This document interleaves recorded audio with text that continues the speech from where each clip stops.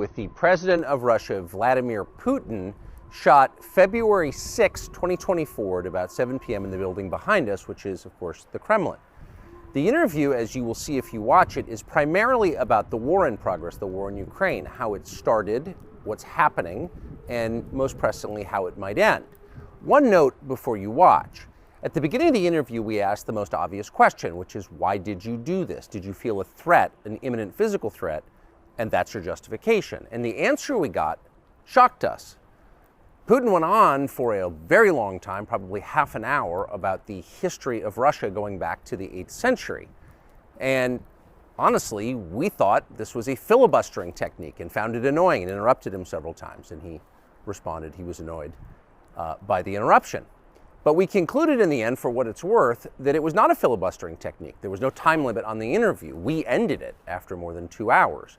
Instead, what you're about to see seemed to us sincere, whether you agree with it or not.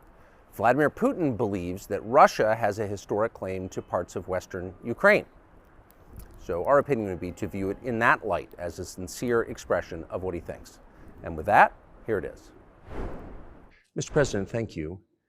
On February 22nd, 2022, you addressed your country in a nationwide address when the conflict in Ukraine started. And you said that you were acting because you had come to the conclusion that the United States, through NATO, might initiate a, quote, surprise attack on our country. And to American ears, that sounds paranoid. Tell us why you believe the United States might strike Russia out of the blue. How did you conclude that? It's not that America, the United States, was going to launch a surprise strike on Russia. I didn't say that. Are we having a talk show or a serious conversation? Here's the quote. Thank you. It's a formidable, serious talk. Because your basic education is in history, as far as I understand. Yes. So if you don't mind, I will take only 30 seconds or 1 minute to give you a short reference to history for giving you a little historical background. Please. Let's look where our relationship with Ukraine started from. Where did Ukraine come from? The Russian state started gathering itself as a centralized statehood, and it is considered to be the year of the establishment of the Russian state in 862, when the townspeople of Novgorod invited a Varangian prince, Rurik, from Scandinavia to reign. In 1862, Russia celebrated the 1000th anniversary of its statehood. And in Novgorod, there is a memorial dedicated to the 1000th anniversary of the country. In 882, Rurik's successor, Prince Oleg, who was actually playing the role of regent at Rurik's younger son, because Rurik had died by that time, came to Kiev.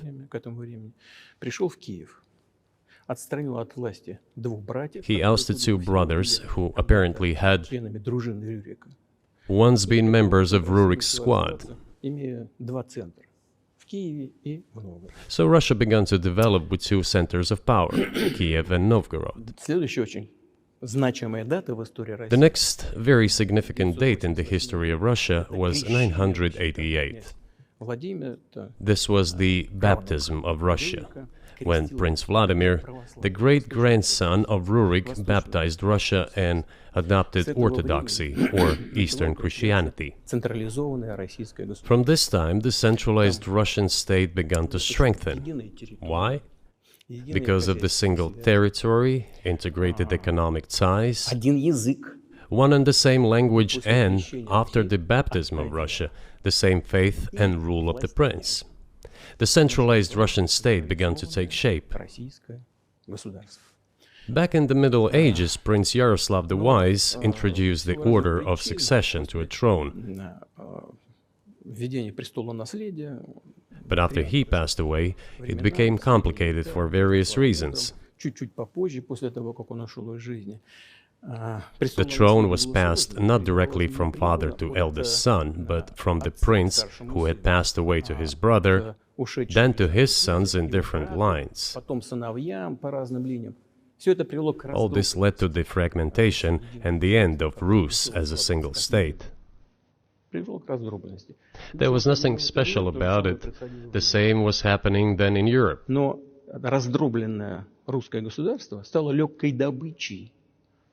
But the fragmented Russian state became an easy prey to the empire created earlier by Genghis Khan. His successors, namely Batu Khan, came to Rus, plundered and ruined nearly all the cities. The southern part, including Kiev, by the way, and some other cities, simply lost independence, while northern cities preserved some of their sovereignty.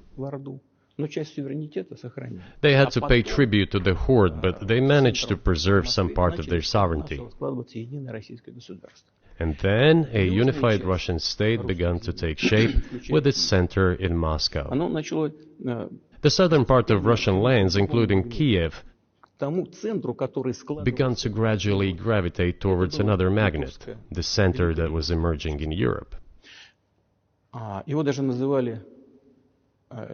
This was the Grand Duchy of Lithuania. It was even called the Lithuanian-Russian Duchy, because Russians were a significant part of this population. They spoke the old Russian language and were Orthodox. But then there was a unification, the union of the Grand Duchy of Lithuania and the Kingdom of Poland. A few years later, another union was signed, but this time already in the religious sphere. Some of the Orthodox priests became subordinate to the Pope. Thus, these lands became part of the Polish-Lithuanian state.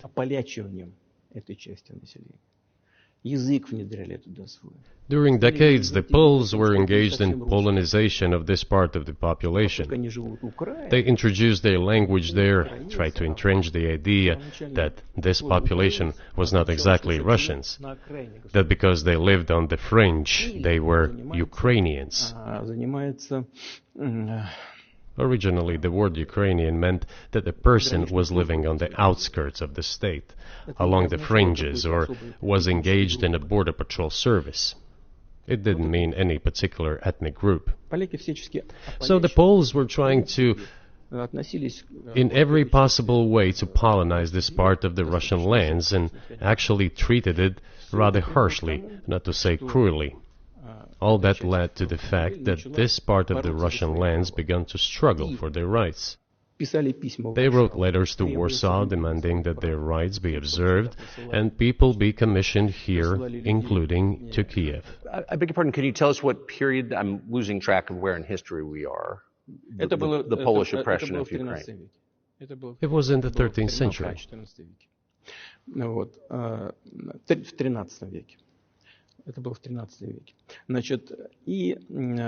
Now I will tell you what happened later and give the dates so that there is no confusion. And in 1654, even a bit earlier, the people who were in control of the authority over that part of the Russian lands addressed Warsaw, I repeat, demanding that they send them to rulers of Russian origin and Orthodox faith. When Warsaw did not answer them, and in fact rejected their demands, they turned to Moscow, so that Moscow took them away. So that you don't think that I'm inventing things, I'll give you these documents. Well, it doesn't sound like you're inventing it. I'm not sure why it's relevant to what happened 2 years ago. But still, these are documents from the archives, copies. Here are the letters from Bogdan Khmelnytsky, the man who then controlled the power in this part of the Russian lands that is now called Ukraine. He wrote to Warsaw demanding that their rights be upheld. And after being refused, he began to write letters to Moscow, asking to take them under the strong hand of the Moscow Tsar. There are copies of these documents. I will leave them for your good memory. There is a translation into Russian. You can translate it into English later. Russia would not agree to admit them straight away, assuming that the war with Poland would start. Nevertheless, in 1654, the Pan-Russian Assembly of top clergy and landowners, headed by the Tsar, which was the representative body of the power of the old Russian state, decided to include a part of the old Russian lands into Moscow Kingdom. As expected, the war with Poland began. It lasted 13 years, and then in 1654, a truce was concluded. And 32 years later, I think, a peace treaty with Poland, which they called Eternal Peace, was signed. And these lands, the whole left bank of Dnieper, including Kiev, went to Russia. And the whole right bank of Dnieper remained in Poland. Under the rule of Catherine the Great, Russia reclaimed all of its historical lands, including in the south and west. This all lasted until the revolution. Before World War I, Austrian General Staff relied on the ideas of Ukrainianization and started actively promoting the ideas of Ukraine and the Ukrainianization.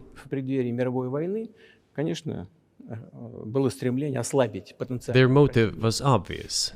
Just before World War I, they wanted to weaken the potential enemy and secure themselves favorable conditions in the border area. So the idea which had emerged in Poland that people residing in that territory were allegedly not really Russians, but rather belonged to a special ethnic group, Ukrainians, started being propagated by the Austrian General Staff. As far back as the 19th century, theorists calling for Ukrainian independence appeared. All those, however, claimed that Ukraine should have a very good relationship with Russia. They insisted on that. After the 1917 revolution, the Bolsheviks sought to restore the statehood, and the civil war began, including the hostilities with Poland. In 1921, peace with Poland was proclaimed, and under that treaty, the right bank of Dnieper River once again was given back to Poland. In 1939, after Poland cooperated with Hitler, it did collaborate with Hitler, you know? Hitler offered Poland peace and a treaty of friendship. An alliance demanding in return that Poland give back to Germany the so-called Danzig corridor, which connected the bulk of Germany with East Prussia and Königsberg.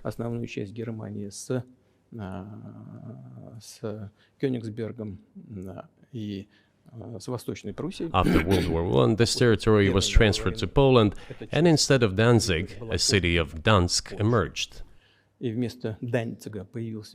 Hitler asked them to give it amicably, but they refused. Of course. Still, they collaborated with Hitler and engaged together in the partitioning of Czechoslovakia. But may I ask you, you're making the case that Ukraine, certainly parts of Ukraine, Eastern Ukraine, is in effect Russia, has been for hundreds of years. Why wouldn't you just take it when you became president 24 years ago? You have nuclear weapons, they don't. If it's actually your land, why did you wait so long? Sure. I'll tell you. I'm coming to that. This briefing is coming to an end. It might be boring, but it explains many things. You just don't know how it's relevant. Good. Good. I'm so gratified that you appreciate that. Thank you. So, before World War II, Poland collaborated with Hitler, and although it did not yield to Hitler's demands, it still participated in the partitioning of Czechoslovakia together with Hitler, as the Poles had not given the Danzig corridor to Germany and went too far, pushing Hitler to start World War II by attacking them. Why was it Poland against whom the war started on 1st September 1939?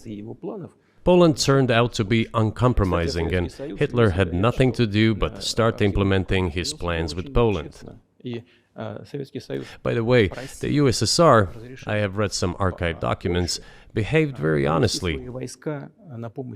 It asked Poland's permission to transit its troops through the Polish territory to help Czechoslovakia. But the then Polish foreign minister said that if the Soviet planes flew over Poland, they would be downed over the territory of Poland. But that doesn't matter. What matters is that the war began, and Poland fell prey to the policies it had pursued against Czechoslovakia, as under the well-known Molotov-Ribbentrop Pact. Part of the territory, including western Ukraine, was to be given to Russia. Thus, Russia, which was then named as USSR, regained its historical lands. After the victory in the Great Patriotic War, as we call World War II, all those territories were ultimately enshrined as belonging to Russia, to the USSR. As for Poland, it received, apparently in compensation, the lands which had originally been German. The eastern parts of Germany, these are now western lands of Poland. Of course, Poland regained access to the Baltic Sea and Danzig, which was once again given its Polish name. So this was how this situation developed. In 1922, when the USSR was being established, the Bolsheviks started building the USSR and established the Soviet Ukraine, which had never existed before. Right.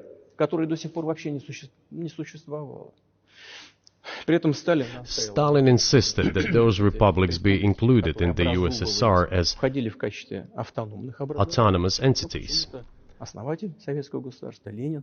For some inexplicable reason, Lenin, the founder of the Soviet state, insisted that they be entitled to withdraw from the USSR. And again, for some unknown reasons, he transferred to that newly established Soviet Republic of Ukraine some of the lands together with people living there, even though those lands had never been called Ukraine, and yet they were made part of that Soviet Republic of Ukraine. Those lands included the Black Sea region, which was received under Catherine the Great, and which had no historical connection with Ukraine whatsoever. Even if we go as far back as 1654, when these lands returned to Russian Empire, that territory was the size of 3 to 4 regions of modern Ukraine, with no Black Sea region. That was completely out of the question. In 1654. Exactly. You obviously have encyclopedic knowledge of this region, but why didn't you make this case for the first 22 years as president that Ukraine wasn't a real country?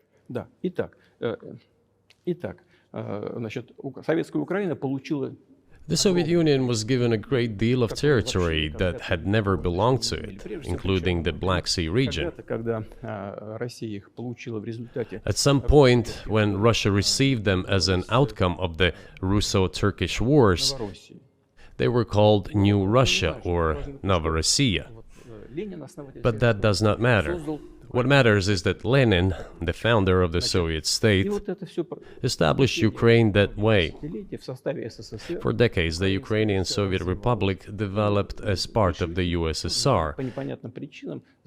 And for unknown reasons, again, the Bolsheviks were engaged in Ukrainianization.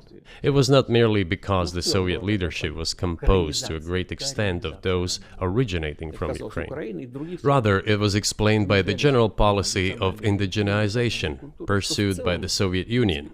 Same things were done in other Soviet republics. This involved promoting national languages and national cultures, which is not a bad in principle.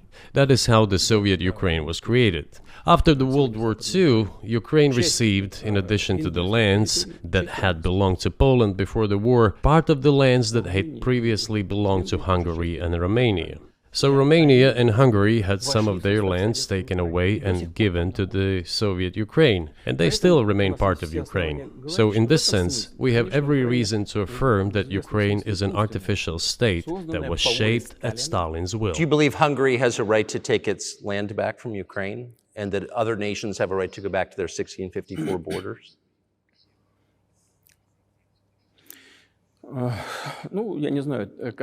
I'm not sure whether they should go back to the 1654 borders. But given Stalin's time, so-called Stalin's regime, which, as many claim, saw numerous violations of human rights and violations of the rights of other states,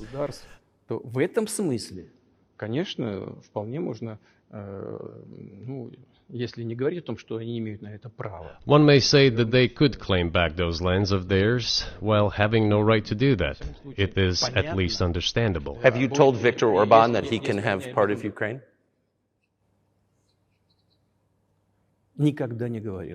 Never. I have never told him, not a single time. We have not even had any conversation on that, but I actually know for sure that Hungarians who live there wanted to get back to their historical land. Moreover, I would like to share a very interesting story with you. I digress, it's a personal one. Somewhere in the early 80s, I went on a road trip in a car from then Leningrad across the Soviet Union through Kiev, made a stop in Kiev, and then went to western Ukraine. I went to the town of Beregovoye, and all the names of towns and villages there were in Russian and in a language I did not understand, in Hungarian. In Russian and in Hungarian. Not in Ukrainian, in Russian and in Hungarian. I was driving through some kind of village, and there were men sitting next to the houses, and they were wearing black three-piece suits and black cylinder hats. I asked, are they some kind of entertainers? I was told, no, they were not entertainers, they're Hungarians. I said, what are they doing here? What do you mean? This is their land, they live here. This was during the Soviet time in the 1980s. They preserved the Hungarian language, Hungarian names, and all their national costumes. They are Hungarians and they feel themselves to be Hungarians.